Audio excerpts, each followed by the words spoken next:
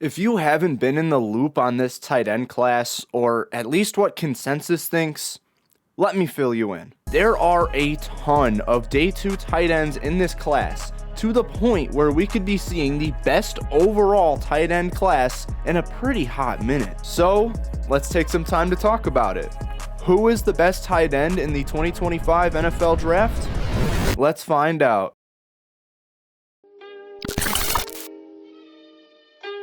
Before I dive into this list, there is one tight end who just missed out here. That guy is Luke Lachey, who joins a long line of NFL tight ends from the University of Iowa.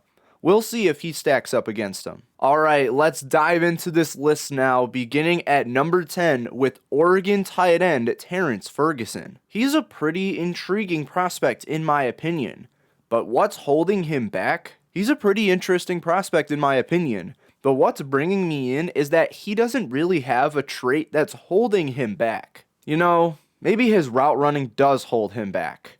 He really struggles to separate out of man coverage, with his medium route game being among the worst of tight ends on this list. It doesn't help that his agility is pretty below average either, being the worst athletic trait in his game. On top of that, he does fall off balance pretty often, which is a weird note, but I'm going to take it if I see it enough. But there are a good amount of things to like about Ferguson, beginning with his potential. He's extremely versatile in his alignments, getting time as a wideout, as an inline, and also in the backfield. As a receiving threat, he has a nice catch radius. He shows his good play strength when on his routes, and even after the catch, he has shown potential as an open field threat. Ferguson is a fun prospect to look at, and I do think he has the upside to be a low-end starter at some point in his career. He gets a mid-5th round grade, but trust me, the grades get a whole lot better as this list goes on. That's actually seen immediately, right now, as I talk about Notre Dame's Mitchell Evans at number 9. He's a huge jump from Ferguson, and honestly, I think Evans is being a little undervalued as we head into draft season. And here's why. First off, Evans has the NFL size at 6'5", 260 pounds.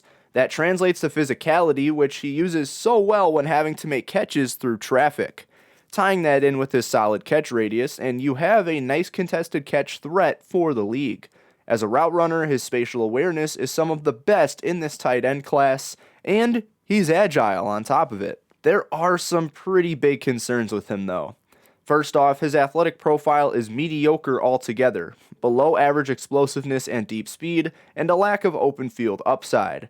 As a result, he's just not good at creating separation when facing man coverage.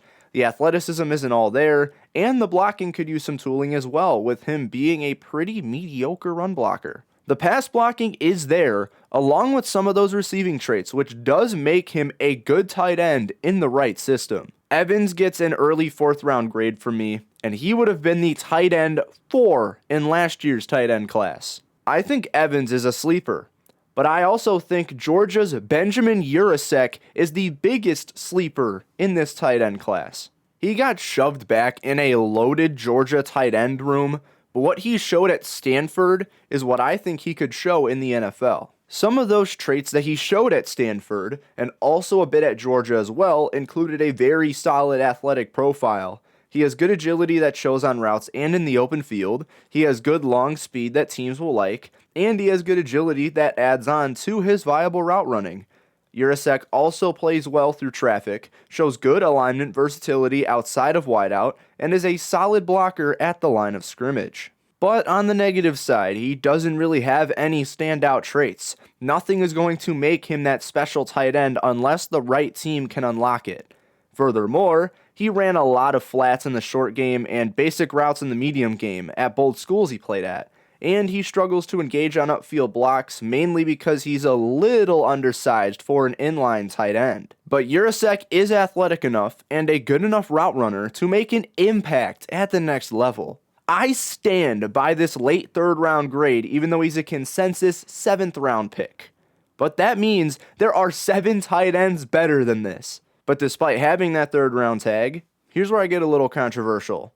Elijah Arroyo is number 7 on this list. The tight end out of Miami had an impressive 2024 season with the Canes, but there are a lot of negatives that I just can't see over. That begins with his extremely concerning injury history, where he missed significant time in 2022 and 2023, along with the recent news that he didn't participate in the combine due to a knee injury. Just a note, I'm recording this on the day that the tight ends are practicing, but the upload date is a week after, so sorry about that. Anyway, trait-wise, he still has some negatives, mainly issues with his play strength and blocking abilities. These aren't terrible by any means, but they do take away 3-down upside for him at the next level. While he also does struggle with some basic routes, his route creativity and ability to get downfield really impresses me. He has great spatial awareness on his routes with a fantastic catch radius, along with being super lethal in the open field. He's also a super reliable tight end, having one career drop on 63 targets, and overall, he's just a prospect with super high receiving upside for the NFL. Do not let him being 7th on this list fool you. I still see a lot in him as a tight end. Hence the mid-3rd round grade, and really, I'm only about 20 picks lower on Arroyo than consensus is. It's just where he's placed on my list. That should emphasize how great this tight end list is as we move on to Texas tight end Gunnar Helm at number 6. Helm's stock has been gradually dropping over the last few months, and I don't really see why. I think it should go back to where consensus had him in the first place. But yes, his stock is mainly falling because he has some spotty concerns. Athletically, Helm is a straight line runner most of the time who lacks the agility to consistently separate out of man coverage. Continuing with routes, he has a small route tree, and when he does get the ball, he's a below average open field threat. And blocking wise, he does struggle to sustain run blocks. But I think he deserves to have a good stock because he is a reliable target with a career drop rate of 2.5%. He high points the ball well with his large catch radius and good catch and traffic abilities to maintain that reliability. He does have phenomenal spatial awareness on his route breaks, and even then, he is an explosive athlete, which brings upside. And while Helm struggles to sustain run blocks, he is one of the best pass blockers in this tight end class. Did I convince you enough?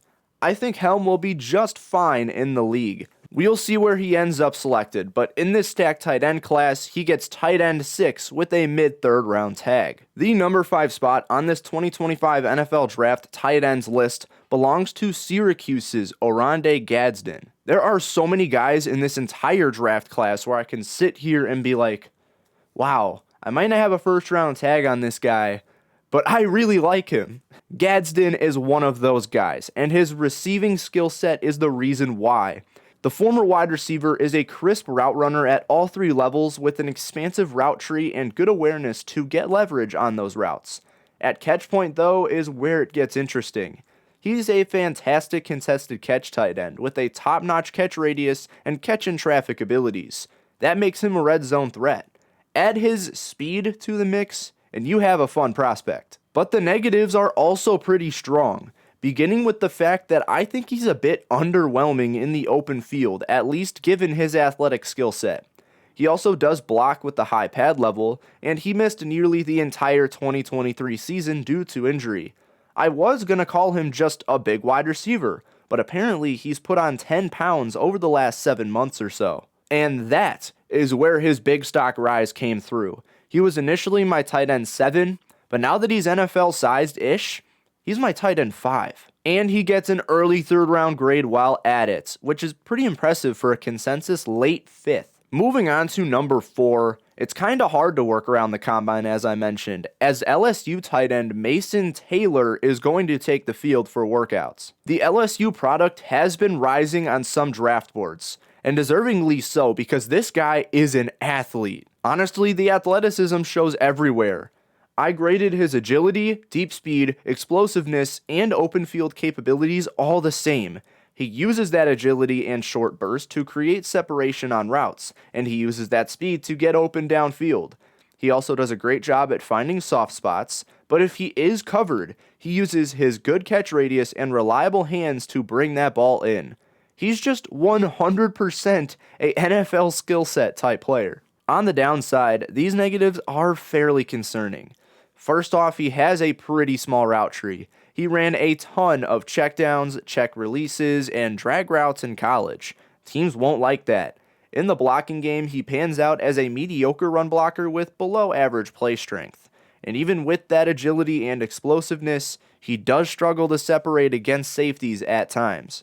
But Taylor is a pretty dang good prospect. He actually has the second highest true score of any tight end I scouted. That's only behind number 1 on this list, but Taylor does get the number 4 tight end treatment here. Entering into the top 3 here, I have one of my favorite group of 5 prospects in this class with Bowling Green tight end Harold Fannin Jr. He broke some important records in 2024, and he honestly could have been a number 1 or number 2 tight end in any other class. But he's still up high on my tight end list this year because of that receiving value he has.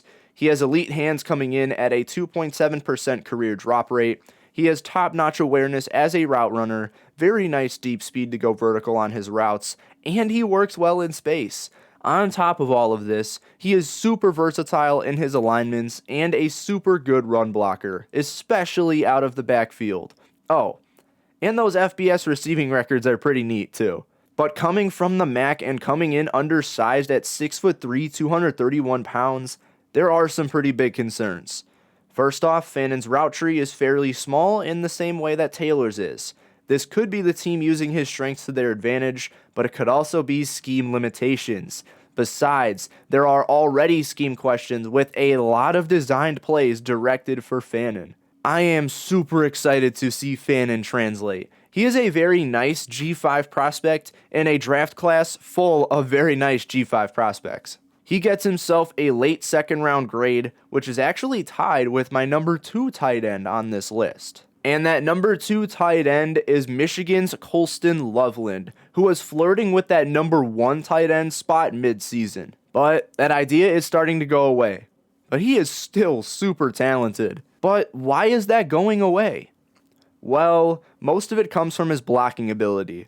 Loveland shows some mediocre play strength for the position, which probably comes from his lean frame, where he brings in some super inconsistent blocking altogether. But receiving is more important, and even then, he's not good against press coverage, and he struggles to high point the ball on jump balls with mediocre ball concentration. But there is so much to love out of Loveland. He is a plus route runner at tight end with very good spatial awareness on his routes. Athletically, he shows good explosiveness off the line and out of his breaks. His agility is pretty good for the position. He has nice deep speed to get open vertically, and he has upside to be a top open field threat at the position. 2 more things.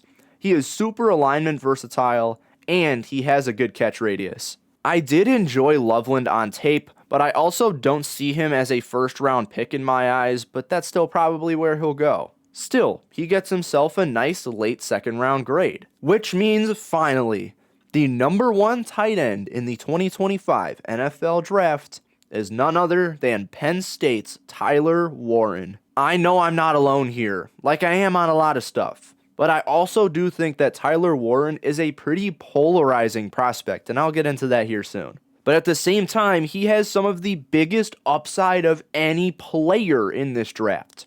Warren stands at 6'6", 255 pounds, and that just shows in his play strength. He is a contested catch machine with his catch radius. He's a solid blocker in the run game, and he creates separation with physicality.